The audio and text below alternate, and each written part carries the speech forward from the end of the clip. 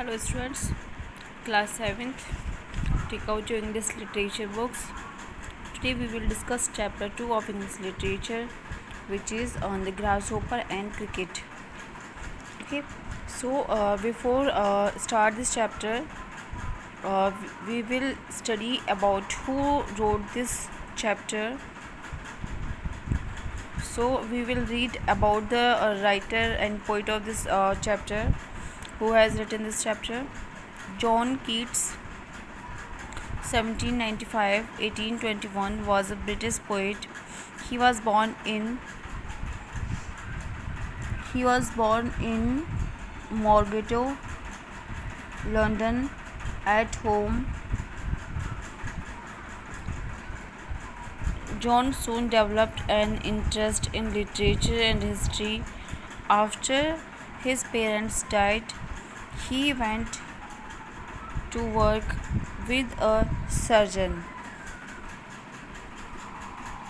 John struggled between his medical career and writing ambitions, but he soon resolved to become a poet instead of a surgeon.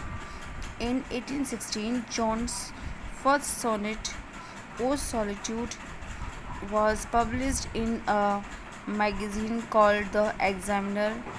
Some of his most famous works are I Stood Tiptoe Upon a Little Hill, Sleep and Poetry, and On First Looking into Chapman's Homer. तो देखिए, John Keats जो है एक British कवि हैं, जिनका जन्म mortgage London में हुआ था। और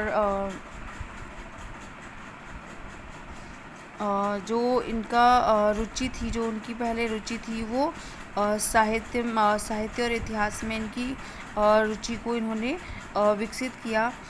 इनके माता पिता की मृत्यु के बाद में ये एक सर्जन के साथ में कार्य करने के लिए गए।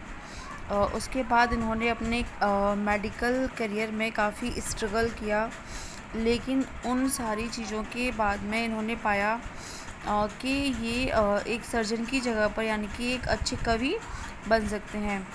तो इन्होंने इनकी पहली सोनेट थी, ओ सॉलिट्यूड, पहले प्रकाशित हुई और 1816 में। उसके बाद में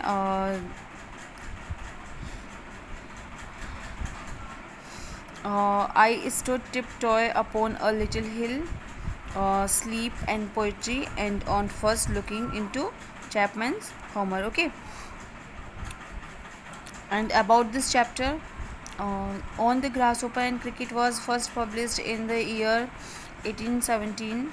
तो देखिए, ये जो प्रकाशित हुआ वो 1817 में प्रकाशित हुई थी ये कविता। It remains one of Keats' most loved poem. It has 14 lines, which qualifies it as a sonnet. तो देखिए, जो भी पोएम्स जिनमें 14 लाइन्स होती हैं उनको हम क्या कहते हैं? सोनेट कहते हैं. Okay, every poet has been inspired by nature and John Keats was no exception.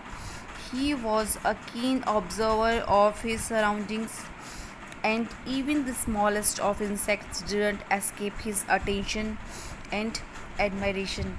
तो देखिए, हर कोई लेखक जो कवि होता है वो प्रकृति प्रेमी होता है, लेकिन जॉन कीट्स जो है वो उन्होंने एक छोटे से कीड़ों मकोड़ों को भी नहीं छोड़ा, कि मतलब उनका ध्यान उनकी तरफ भी आकर्षित हुआ। यानी कि हम कह सकते हैं कि बहुत बड़े प्रकृति प्रेमी हैं। Okay, nature lover. Okay, so let's start this poem.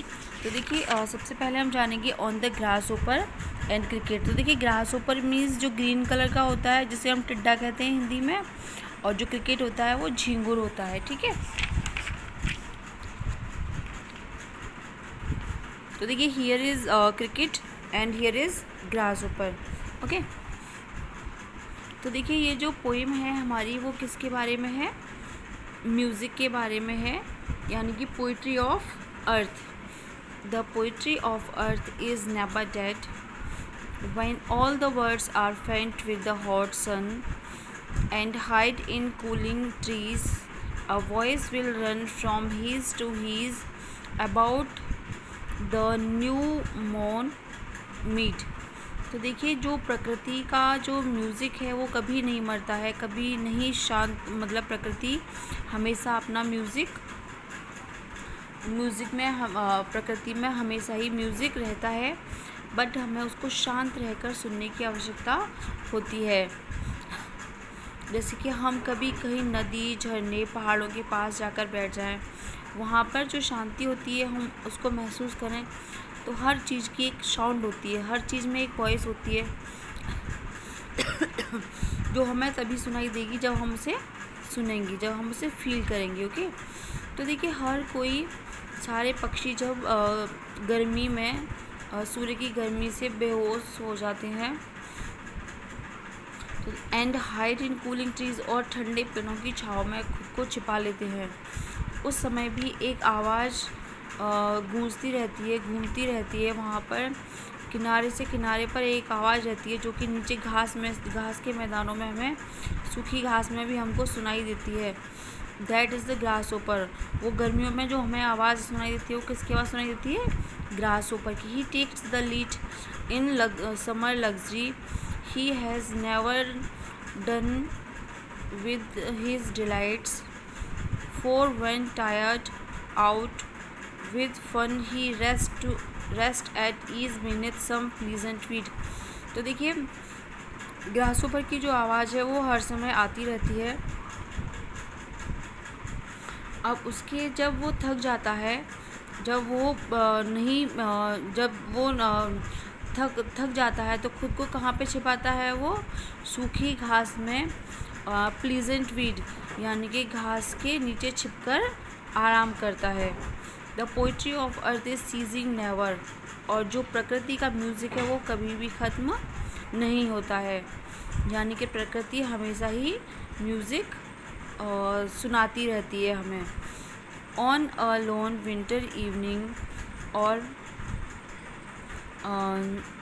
when the frost was brought a silence from the stove, there chills the cricket song in warmth increasing ever। तो देखिए सर्दियों की शाम में जब हल्का कोहरा होता है और सन्नाटा छाया हुआ होता है, चारों तरफ सन्नाटा छाया हुआ होता है, जब सब कँपा रहे होते हैं, सबको ठंड लग रही होती है, उस समय पर भी जो झींगुर होता है वो अपना गाना सुना रहा होता है और उससे गर्मी फैलाता है, अपने गाने से गर्मी फैलाता है। And seems to one in drowsiness half lost the grasshoppers among some grassy hills. तो इस तरह से जो गर्मियों में ग्रासहोपर अपने गाने से गाना सुनाता रहता है प्रकृति में, और सर्दियों में क्रिकेट जो झींगुर होता है, उसके बाद में फिर जो क्रिकेट है वो ग्रासहोपर की जगह ले लेता है, यानी कि वो फिर अपना म्यूज़िक सुनाता रहता है। ओके,